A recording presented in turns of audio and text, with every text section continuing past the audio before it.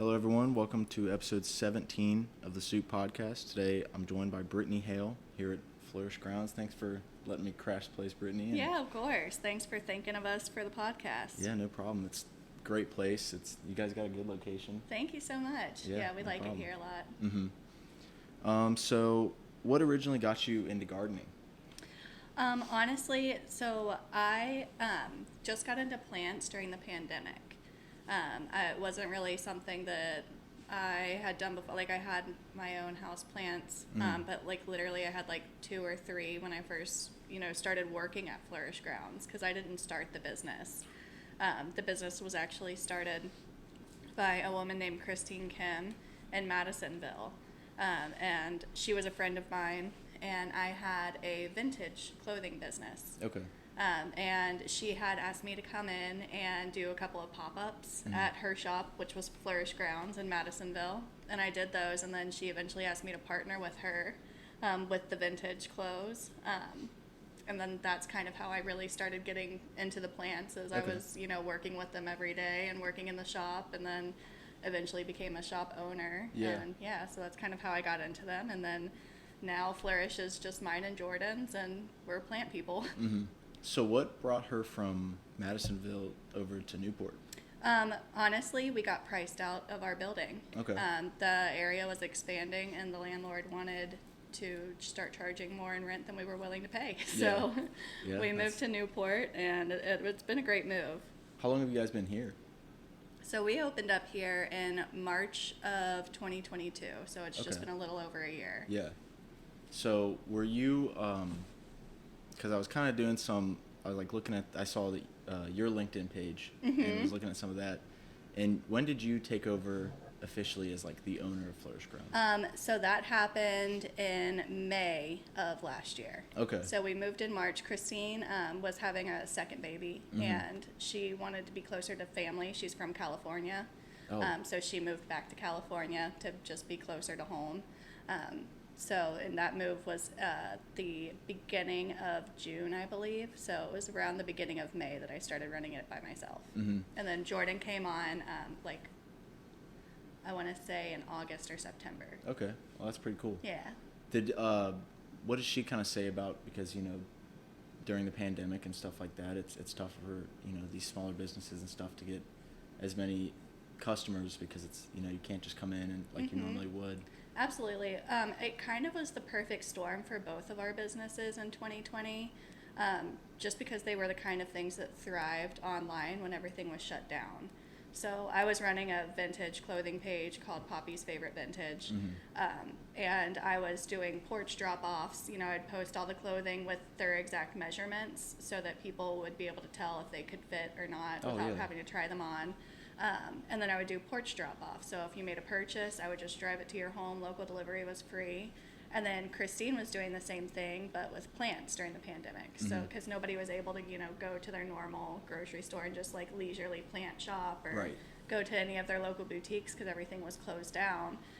So she actually started the plant side of it out of her shed in Madisonville. She was living there at the time, and then the shop ended up getting a brick and mortar in the same neighborhood. Wow, that's pretty cool. Yeah. What was it kind of like, was there ever a time during the pandemic where, with your vintage store, where it was kind of, you just started to, maybe not struggle mentally, but where it was just like, it's tough to keep doing this and all these for orders? sure. Well, honestly, it was tough to keep doing nothing for me, because I came from a bartending background and like a service industry background. So I literally was just completely out of a job for the first time in years. So I was at home not really doing much for the beginning of it, just because I didn't know what to do. Right.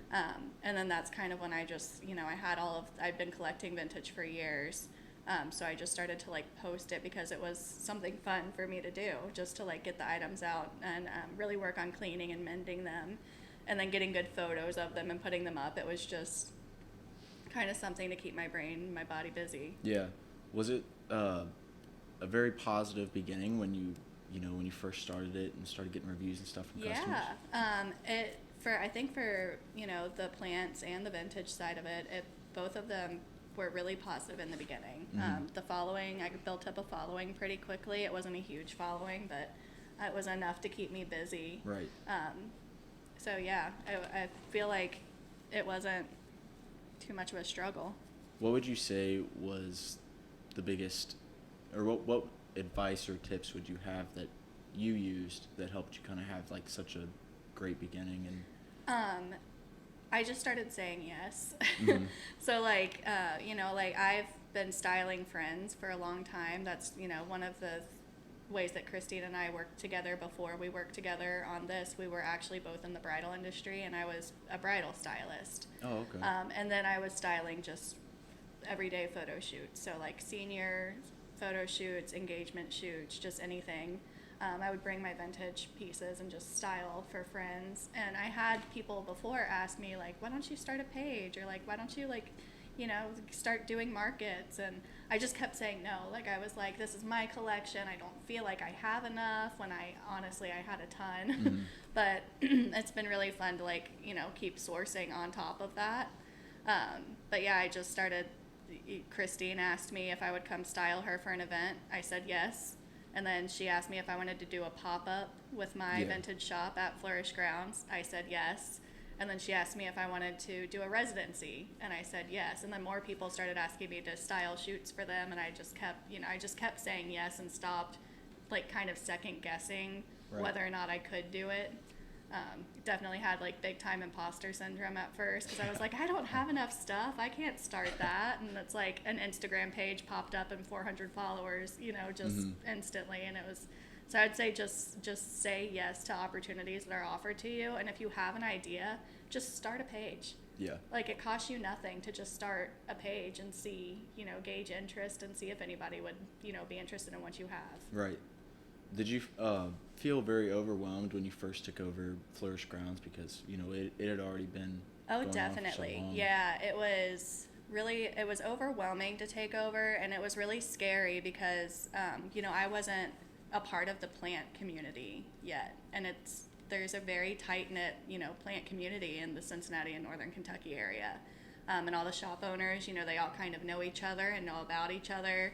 And me stepping into that role of just sole shop owner, I can no longer just claim to be like the clothes guy anymore. Like, I had to be like the plant guy too.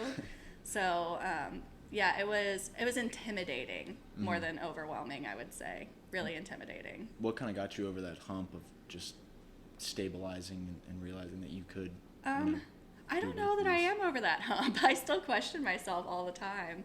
I've got my partner, Jordan, is great. Business partner, life partner. He's always reminding me that I know more than I pretend that I do. Right. So like, I love to say when I'm answering questions, I'll be like, well, I don't know that much, and I have to stop doing that because I know a decent amount. And, right. Yeah, but that's something that I'm still like working on. Right.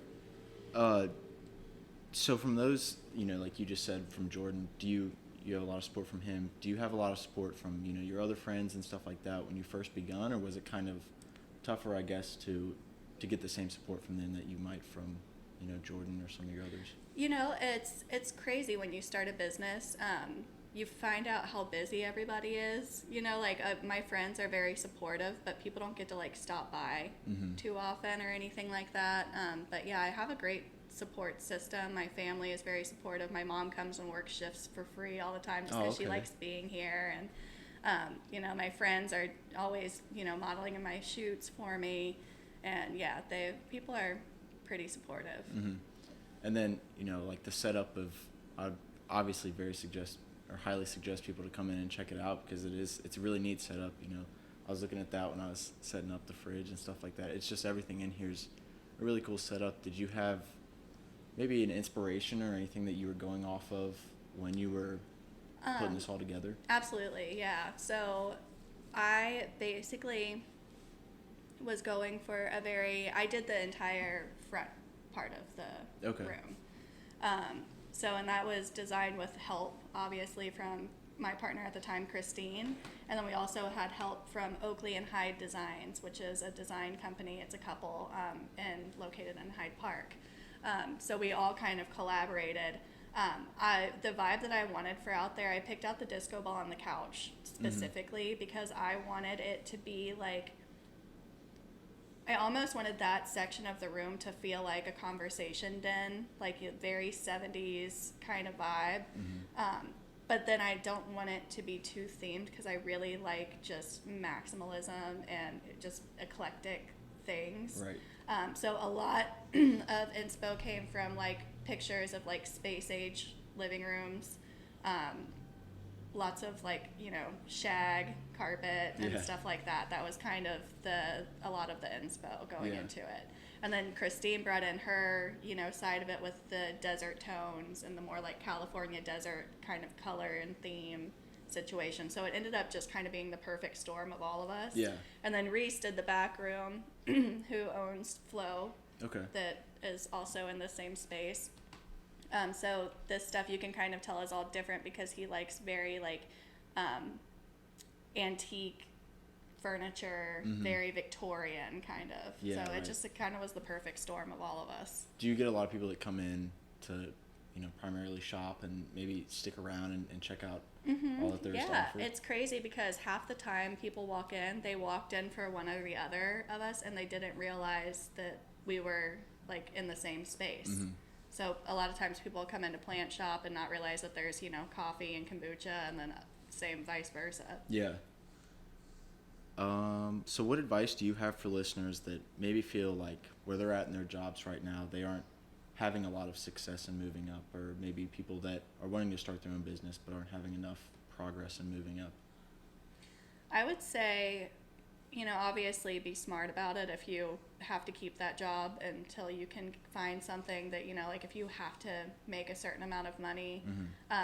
But if you're in a position that's not moving you up and it's not fulfilling you, just try to find the thing that will, even if it's going to be like start out as a hobby, you know, like if you're not sure that you can make money doing it right away and you want to start your own business, start it as a side gig, start doing it part-time.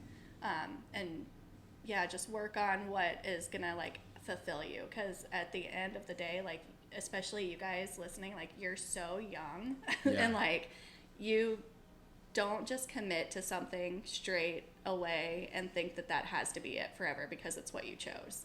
If you have interest in something else, if you feel like dead inside at your job, get out, find something different. Yeah. I also saw on your LinkedIn page too that you went to Wilmington College. I did, and you majored in journalism. I did. What kind of, have you found many areas, like, you know, whether it was right after college or even now, where you can kind of apply the skills that you learned from journalism? Definitely in social media. I haven't done any kind of blogging or anything like that, but it's on the table, something that we might put on the website eventually. But definitely on social media, just writing posts and stories and just content in general. I have a lot of tools that I learned in school for journalism I use for that. Yeah. What originally made you decide to major in journalism? I actually didn't. I was a creative writing major. Okay. And then the school dropped it as a major when I was 2 years in. And so they kind of told all of us, okay, you can go into an English degree, a teaching English degree, or journalism. And I went journalism because it was going to be the closest thing. It was going to allow me to write still. Right. But, yeah. We've had a lot of those issues at NKU, especially recently. We've had, you know, budget cuts and stuff like that. And it's led to a lot of majors getting cut. Oh, yeah. And I think, I mean, I understand. I think there were like 9 of us in that major. I mean, Wilmington's a really small school anyways. Yeah. But I think that class that I was in was like 1,200 people. Wow. It was really, really tiny. Yeah. But yeah. Have you felt like your degree has helped you succeed more after school? And if so, what tips would you have for those students that are majoring or minoring in journalism and aren't sure where to maybe take that degree next? Honestly, no. I don't feel like it's really necessarily helped me in any of the jobs that I've gone into. I didn't necessarily need it. Yeah. I found that, you know, unfortunately in the industry it doesn't pay great. Yeah. And I was bartending, you know, in school, and when I like came out of school I was still bartending, and I was making so much more behind the bar than I would have ever been able to make, you know. Yeah. And writing for any kind of small local paper, anything, like even a bigger paper, honestly. The bartending money was just great.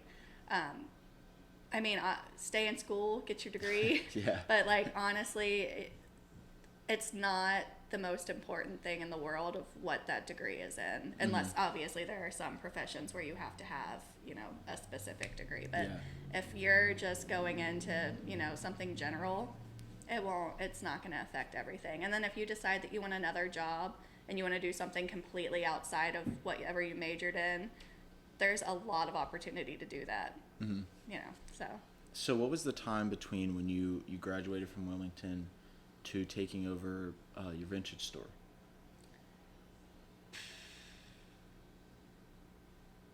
16 years. Oh, okay. Yeah. So I'm 36.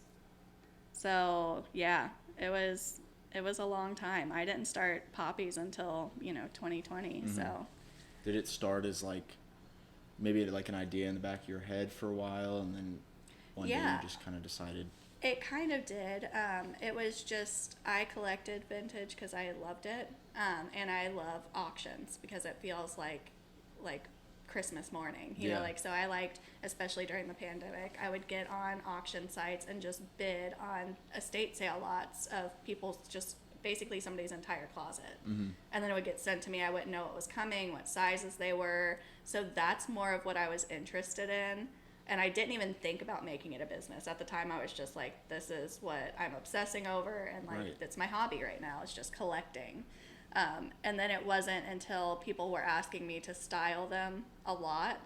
And like, I started collecting way before the pandemic, but I kicked it up a lot during the pandemic because I had nothing else to do. Like, my bar job was like literally overnight. You know, they messaged us like, no work tomorrow.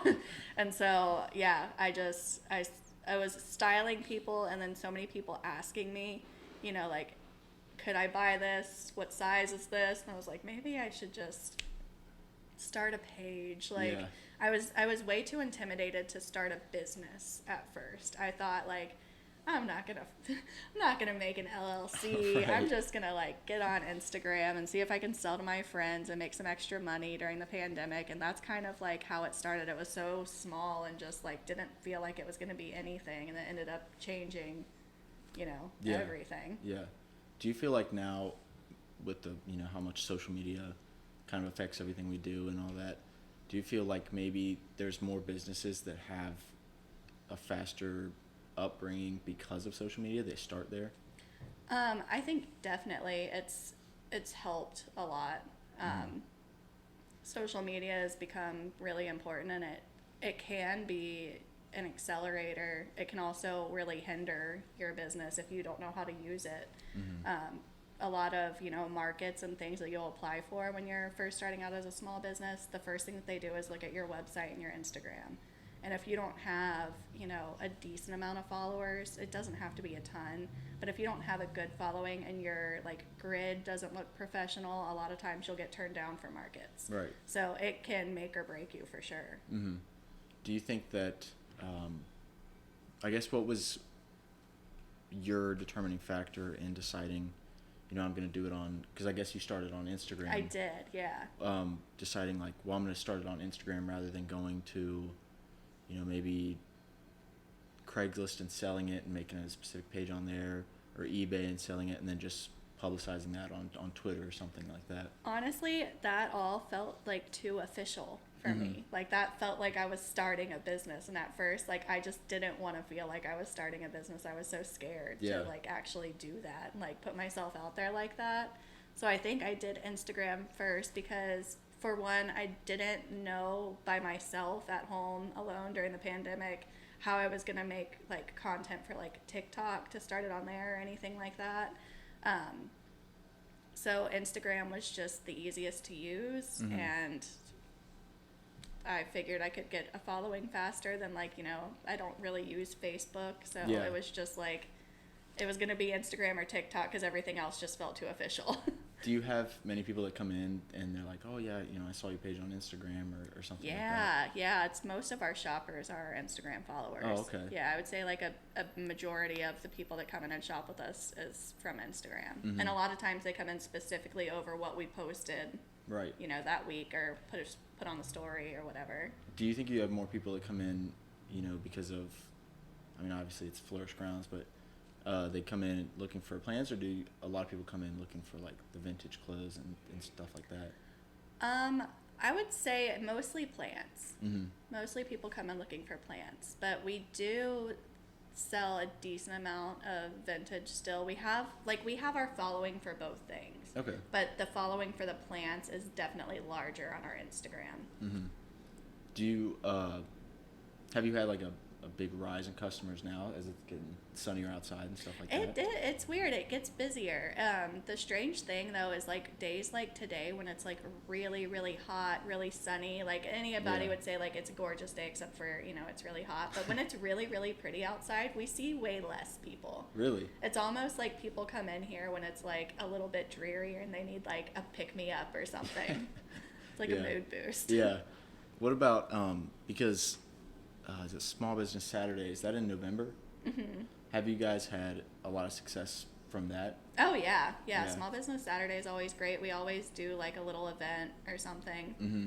But yeah, it's always been really good. Yeah. And then there's a lot of like, we do really well here because the locals like to do a lot of events. So like this area is obviously it's super picturesque and pretty and scenic, and so they do like this weekend there's a garden walk where it brings a whole bunch of people out and they do a walk around and look at everybody's gardens. And so do you get a lot of those people? Because I went to it 4 or 5 years ago. Do you have many people that come here specifically looking for plants? They're like, oh yeah, my house is gonna be one of them.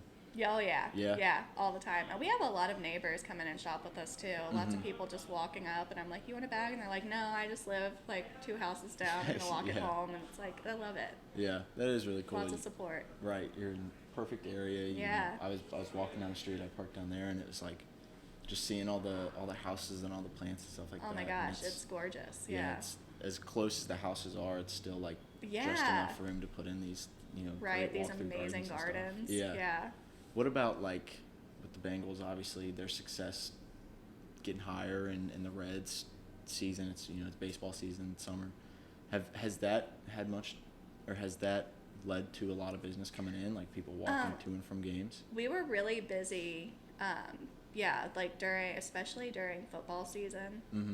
Around that time, we were getting a lot of like foot traffic. Lots of people just like kind of walking around or stopping in for a coffee before they were heading out to the games and stuff. Yeah. So it definitely helped. Yeah. We'll get into the soup now. I love it. Push it too far at the end. So what kind of soup is this? So we did French onion soup. I'm not gonna lie to you, I've never had this restaurant that I ordered it from before. Okay. Yeah, I guess I should probably think of something different to do during the summer. Soup's probably not the best thing to do during this time of the year. Hell of a day for soup, my guy. Yeah. It kind of started as like, because, my last name is Soupinger, and I was like, oh, yeah. It's like perfect little tagline, but then I guess I came up with the idea. Stick to your guns. Make people eat soup in the summer. Yeah. I think it's funny. Are you is that like your go-to soup, French onion? It's not. It's my like treat yourself soup. Oh, okay. It's not my go-to, but it's like every time I get it, I'm like, this is my favorite thing. Yeah. Did you eat it much when you were a kid, or is it just No, I didn't even like onions until like like my 30s. Oh, okay. Like wouldn't touch anything. I was so picky, and then all of a sudden I just like now I literally nothing. Yeah. Do you make soup much yourself? I do. Okay. I do. I was just telling Jordan we have the Kevin chili cookbook from Kevin from The Office. Yeah. And I was like, we need to make a chili soon. He was like, it's 90 degrees outside. It's always a good time. It's like, I gotta use the book. It's always a good time. All right, well, I'll get a quick little bite in there. All right. Cheers.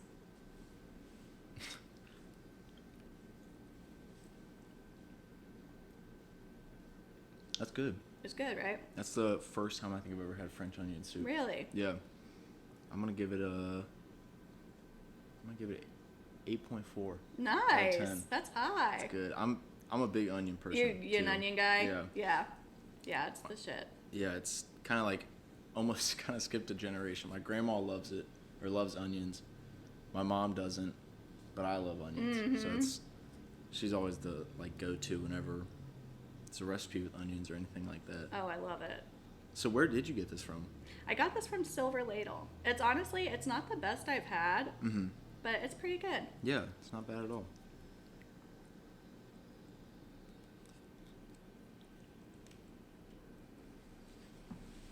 Yeah, it's very Now, good. La Rosa's has a surprisingly good French onion soup Oh, do they really? for a pizza spot. Yeah. I wouldn't expect that from Roses. There's a lot of people, or a lot of places where it's like, I don't know, that's not their go-to thing. But it's soup. like the best thing. And it's yeah. crazy. Like Wendy's, their chili. Oh my God, I love So Wendy's good. chili. We got, because I'm from Independence, Kentucky, and we have a Christmas walk every year. Oh yeah. And it's like Wendy's is packed. Oh because yeah, everyone's everybody's just stopping- getting chili. Stopping there to get chili. That's amazing. So with the hiring process of Fleurish Grounds, or, you know, everything you got going on here, was it like a typical hiring process, or were you kind of just reaching out to friends and stuff like that? Yeah, no, it wasn't a typical hiring process at all. We were doing it ourselves at first, Mhm. and then we had a lot of events coming up that we just needed some extra help on. I always like to go like through friends, family, or people that like I know that I can ask them to suggest somebody. Right. Not for any other reason than just like I find that it's like the easiest way. Like people don't tend to like suggest somebody that they think is going to like not be good at a job, because Right. it like kind of reflects on them too. Mm-hmm. But yeah, like right now we only have one part-time employee Oh, okay. who is a student at NKU. I don't know Okay. if you know her, Joanna Chapman. I don't know. I know a good amount of people with the last name Chapman. Yeah, So I might. she is actually an employee here, and I hired her because her partner, her boyfriend Caleb, Mhm.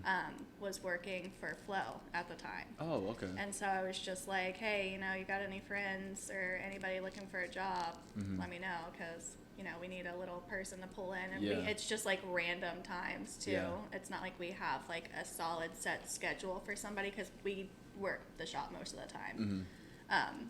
And he was like, oh, yeah, my girlfriend. And then she Yeah. came in and we loved her, and that was it. Oh, that's cool. The other hiring process involved me calling my mom and saying, will you Yeah. please help me? Yeah. And she was like, okay. It's so. great that she does Yeah, stop it's by every great. now and then and help. Oh, yeah, she's amazing. Yeah.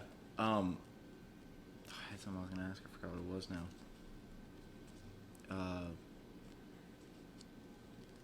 Can't remember what it was now. I'll just go on to the next question. It was something about the hiring process, but okay, I remember what it was now. What day of the week do you guys find it like the busiest? Is it like a specific day of the week, or is it more so like a time of the year? I would say both. I mean, I would say it's definitely like summertime, springtime, summertime, and always Saturday mornings. Oh, okay. That tends to be like the sweet spot where there's multiple people and shopping. Yeah. And then in general, around the holidays, it's constant. It's Mhm. just busy nonstop every day, because everybody, especially leading up like the few days before Christmas, it's like wild in here. Everybody's getting last minute gifts. Is it really? Neighbors were just walking over like, I forgot to get something for this Oh, wow. person. And yeah, so the holidays, it's just all the time. But Yeah. definitely through the busy season, it's busiest on Saturday morning. Mm-hmm. Around like Christmas time, is it like plants or like the gift? Or It's do they go mostly more so- like the hard goods that we have during Okay. Christmas time. So we sell like tarot cards and puzzles and Mhm. books and stickers, mugs, stuff like that. And Okay. it was mostly the gifts part Yeah. of the shop that was Yeah. like going like crazy. Some plants that like were like for a specific pot Mhm. and vice versa. But Yeah. yeah, mostly just hard goods. Yeah, that's cool. I was just telling my mom before I left. I was like, yeah, I'm gonna have to get like either a plant or like a Yeah, if you got for sure. stickers or mugs. I might get a mug. That'd be kind of cool. Got to all of grab it. One of those. Yeah. So what is your, I guess, go-to plant or something? What's like are you more of a more decoration, like flowery? Type No. of planter? So I love plants that flower. I love like begonias, but they do not like my house. Oh, okay. So they love me in the shop. They love it here. And so at home, we have a very dry atmosphere in our Mhm. house. There's lots of like technical equipment and stuff.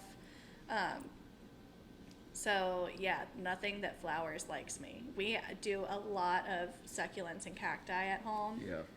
Then I have a lot of like trailing plants that I've just like had for years. And then we have a couple of like rare guys that we just baby. Yeah. But I would say my go-to, especially for my house, is the succulents, and I really like trailing succulents. So like the Burrow's tails, the string of pearls, the string of hearts, like those are all my thing. I love them. Yeah, I've got a string of pearls, and I've got a few succulents. I don't know all the names of them, but I do know a string of pearls is one of them. My sister has a couple of those, and she's had them for like a year or two. Oh, and yeah. They've just gotten so long. They're so cool. Yeah. Yeah, I love them. And they're easy. As long as you don't get the pearls like wet or let Right. moisture sit on top of them.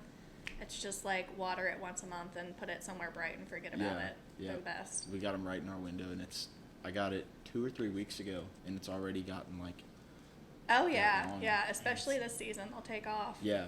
It's yeah. great. What about, have you ever really gotten into gardening in terms of like tomatoes or anything like that? So I love growing herbs. That's something that I've done for a while. And then Jordan and I, we have an O garden in our house, which I don't know if you've ever seen anything like that, but it's like this, like, system that like has grow lights on it, and it's like a little circle, and you put your seeds for whatever you want to grow. We did a lot of herbs last year, and we started a lot of peppers in it, and then you can move them outside once they like grow too big for it to be in like the wheel anymore. Wow. So yeah, last year for the first time I tried more than just herbs. Yeah. So I wasn't super successful. Yeah. But I think that's because we have 4 dogs. Oh, so, okay. yeah, nobody leaves anything in the backyard alone. Yeah. What kind of dogs do you have? So I have a Beagle Corgi mix named MJ. I have a Basset Hound named Norman. I have he's a Coonhound mix, and his name is Fitz. And then I have a little, gosh, he's like a Chihuahua, maybe like miniature pincher or something. He looks like just like a weird tall Chihuahua. Yeah. And his name's Speedo. Oh, okay. What's the MJ for? Mary Jane. Okay. Yeah. All right. That's cool. Yeah. My girlfriend loves dogs, so she'd love to know about Oh all kinds yeah. of dogs and stuff yeah. like that. I obviously do too. I can't say no. Yeah. How long have you had them all? Let's see. The youngest is Norman, and he's 4. I got everybody when they were relatively young. Fitz was like 5 or 6 months old. He's a rescue. MJ was like a brand new puppy. Norman was like a brand new puppy. Yeah. So at least 4 years for all of them. Fitz is 7, MJ's 10, and Speedo is like between 10 and 12. We're actually not sure because he was rescued later. Yeah. That's how I've got a poodle. It's a toy poodle. Oh yeah. And it's like we think he's 11, but we're like, well, he's either like 11, Right, yeah, he's somewhere in around there. that range. We know he's older than 10. Yeah, so. people are like, how old is he? I'm like, old. I don't know. 12 maybe. Yeah. It's getting 10 up to there, 13. So, yeah.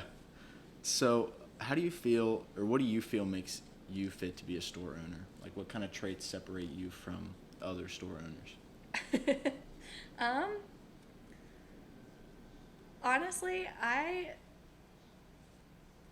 think that the best trait that I have for being a store owner is like my ability to style the store, just to be able to like stage and merchandise things. Yeah. I think that that's a skill that I can really offer to the space.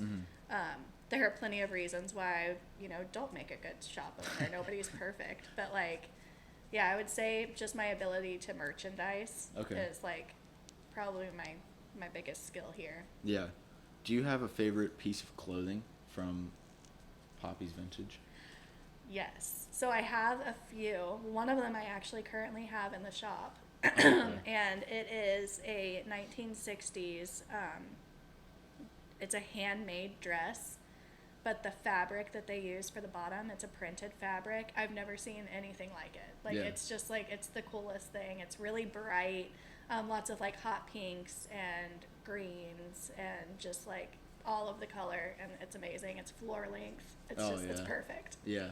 What kind of got you into, because I know you said, when you started and the pandemic, you kind of thought it was just going to be like a, oh yeah, just My buying some little clothes. hobby. Yeah.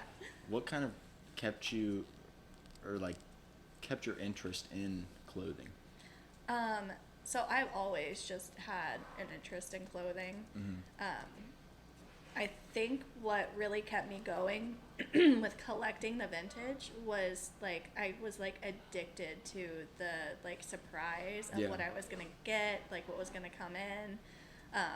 I just kind of really like loved that high of like finding new things, and like it feels like, you know, you're finding like a hidden treasure. Right. You know, like at one point I got it's like gambling, honestly.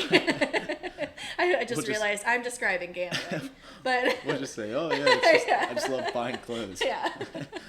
But so it might actually be a problem, but no, like I would say the time that I like really picked it up was I had spent like, I think I got like $26, and I got this lot that was 4 like wardrobe size boxes just full of stuff, and inside of there was vintage Chloe, vintage Christian Dior.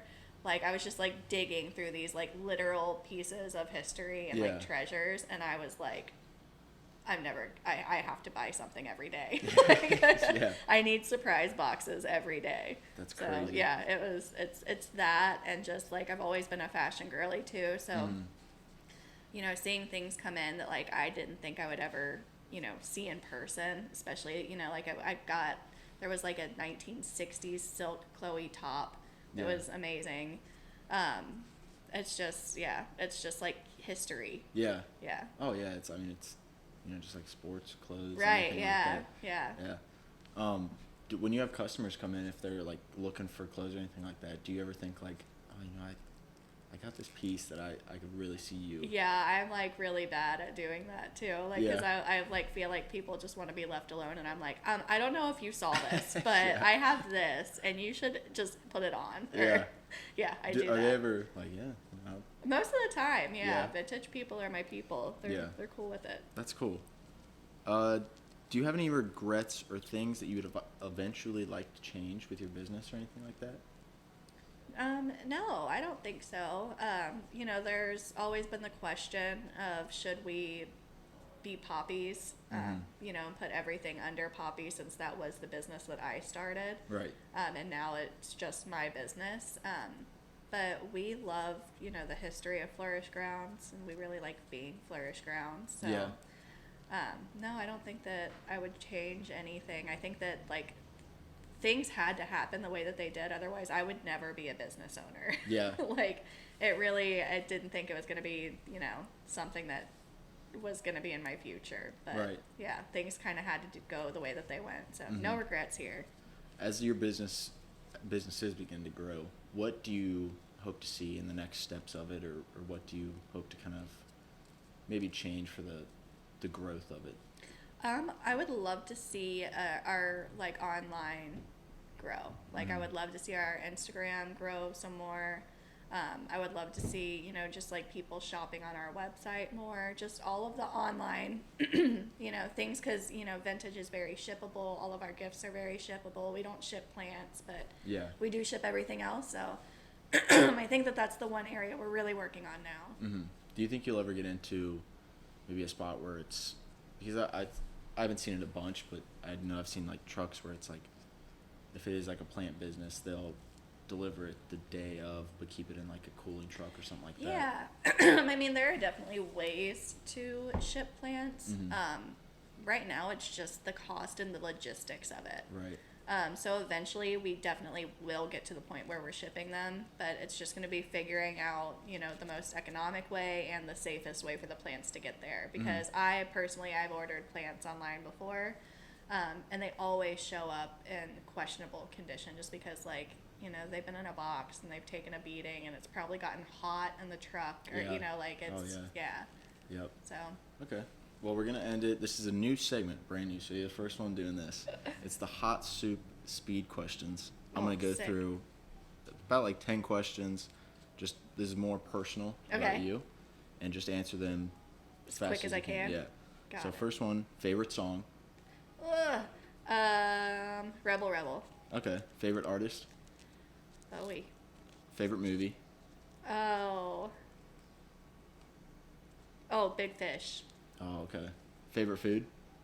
Chicken tenders. It's my girlfriend really like that. That's her go-to every That's my time. go-to. Favorite season of the year? Ooh, fall. What's your favorite sandwich you've ever had?